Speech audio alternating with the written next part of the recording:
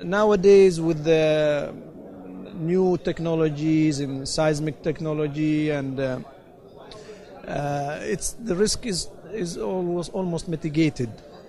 That's one. And second, of course, you might find also the volume of that of what you find, the reserve, whether it's a commercial volume or it might be just a small non-commercial volume.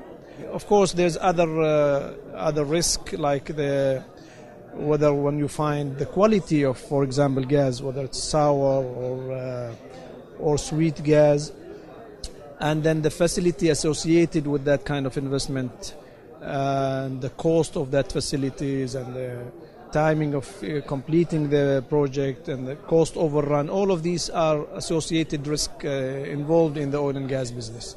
Well, the risks are very few. They're no more different than anywhere else. But I think if you look at the quality of the contractual arrangements, if you look at the established supply and service organizations, I don't see it as more risk. In fact, if anything, in a lot of enablers. There's enormous support from the Minister of Oil and Gas. There's enormous support from the Minister of Finance. I think whether it's in terms of incubation, facilitation with a major operator, it's an environment that, if anything, is risk not free, but certainly very, very supportive to make sure that there's a win-win arrangement for oil and gas companies to succeed. I actually believe that Oman is a very good place to invest. It's a relatively straightforward, relatively transparent market. In-country value should be seen as an advantage, not as a disadvantage. There is a developed pool of labor in Oman. The oil fields in Oman are actually relatively complex, much more fractured, smaller, which means that you have more technically competent people. Locals tend to stay longer. A lot of people look at the cost related to it and believe it's expensive. Yes, it is more expensive, but I think that you could actually make it on a full value life cycle work for you. Can't really speak to the overall oil and gas industry. Solar enhanced oil recovery has got a very interesting risk-reward profile. It allows heavy oil production to continue, but the key thing is with less gas consumption. So about 1/4 of all of Oman's gas is actually used by the oil and gas industry to produce oil. So if you didn't use that gas to produce oil, you now have gas that you can use for other things. Those other things could be export, as LNG, it could be power generation, or that gas could be given to private industry to create jobs. The in-country value, although it's a good initiative, but it's not well articulated in terms of implementation. And to me, that is a big risk for those people who said, all right, fine, jump into ICV, put a factory over there, but yet they go and compete with the same price against the international. It is going to be attractive for sure, because with all these investments which are happening in the country, for sure in-country value will play a big factor. And this is a mandate driven all the way from top down to bottom of the industry. So it is there. So that's to me is a major challenge in terms of investment in the products.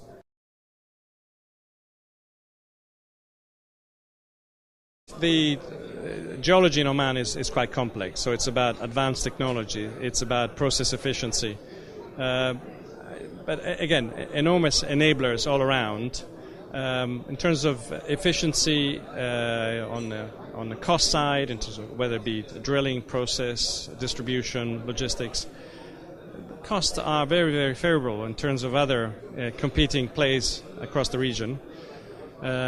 Contractual arrangements are very, very robust. So I think in terms of fulfillment of contractual payments, in terms of sequencing of potential claims, that works very, very well. There's minimal bureaucracy. In general, all the companies we work with are very satisfied. The companies that set up shop 25, 30 years ago and today continue to succeed. If you're in the heavy oil business like we are, PDO is a fantastic customer to work with because they're the leader in heavy oil in the region. They've been doing EOR here for longer than anywhere else, and that's led them to be very open to new technologies. So they're a great partner for us here. The opportunities are more towards companies now that have niche services and to companies that are ready to add more value in the country. So the days of importing and agencies and so forth, those are long dead. So it's really about in-country value. If JVing, or if you're a company out of the States, for example, if you're looking at actually manufacturing, producing, designing in country, there's immense potential. Companies such as Cameron out of the States, for example, are doing very, very well now because they've invested in actually having facilities and putting value in the country in Oman. There are quite a number of opportunities, especially if we have a final agreement on the BP gas. Much awaited gas will be available in the network, and this can grow the economy and the industry. So the opportunity exists.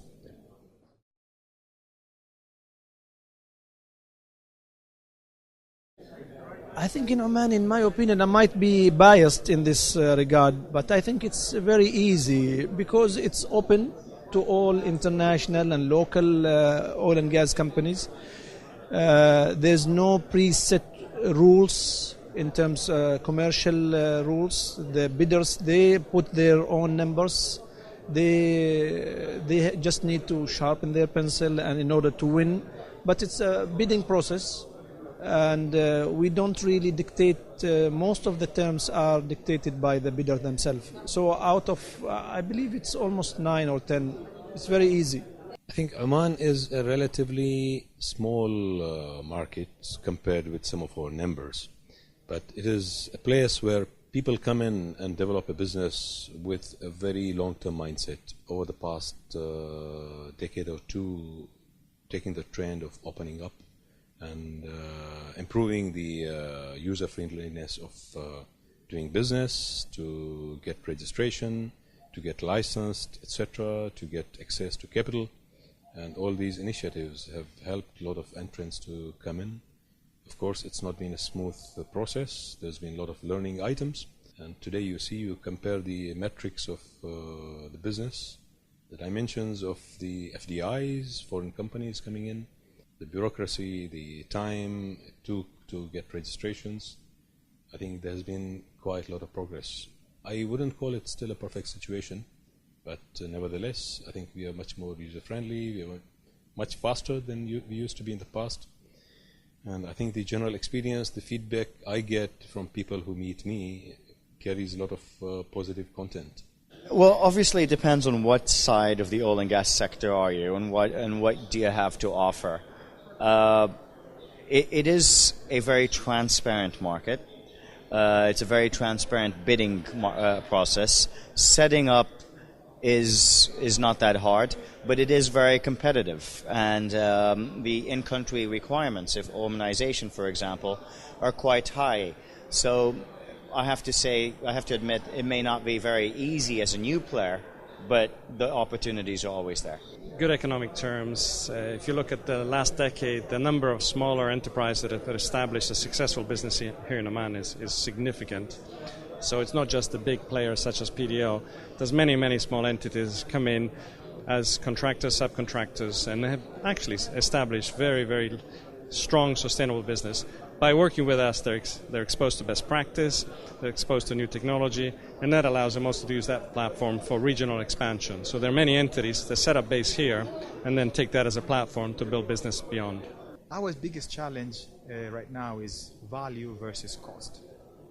The market is getting tighter and tighter in terms of cost. They're cost conscious. Not price, because they end up paying more, but they're driven by cost. So they end up awarding contracts at the lower rates, yet to complete the contract at a higher rates, higher price. It's easy to criticize or to say this, but in reality, what's the alternative? Single source negotiation, never proven to be right, and there's no guarantee you're going to even meet the target. It's a challenge that really I'm happy to hear whoever can solve that. I think Oman in particular is ahead of the game when it comes to requiring technology, requiring IP. They have to look at enhanced oil recovery. They have to go out to lots of IOCs and lots of oil field service companies in order to get the right technology. So unlike some countries within the Middle East, Oman is very prepared to make sure that they can get the right inward investment and the right technology and the right people. So doing business here, I don't think has ever been a problem. They're very transparent, very open. For us as an organisation working here, extremely friendly, and very aware of what they require to be done. What requires to be done. Sorry.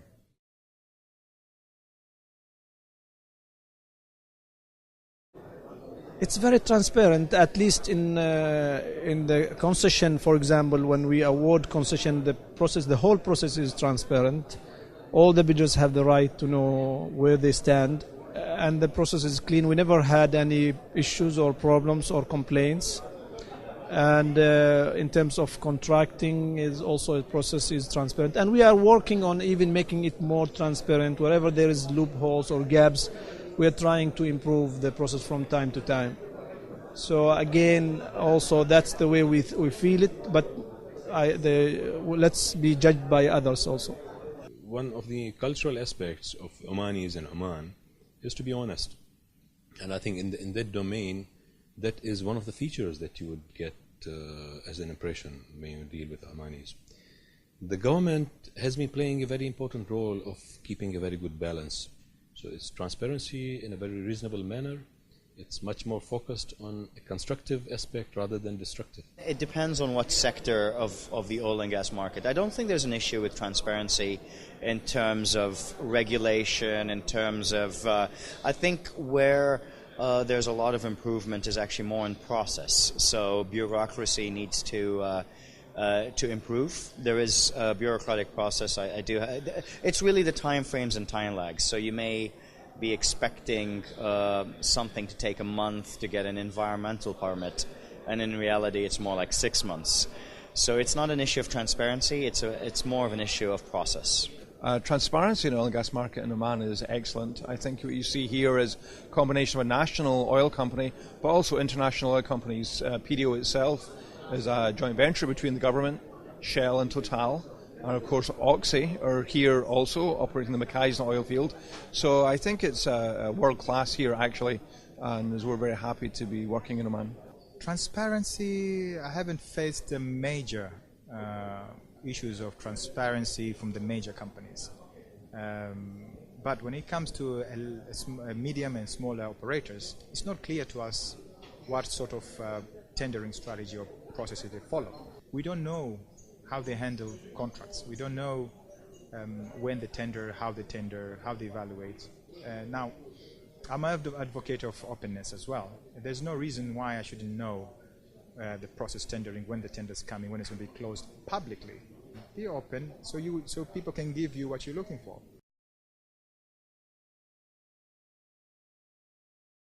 The BP Khazan Makarim project, we hope that the agreement will be signed and we'll start executing these projects.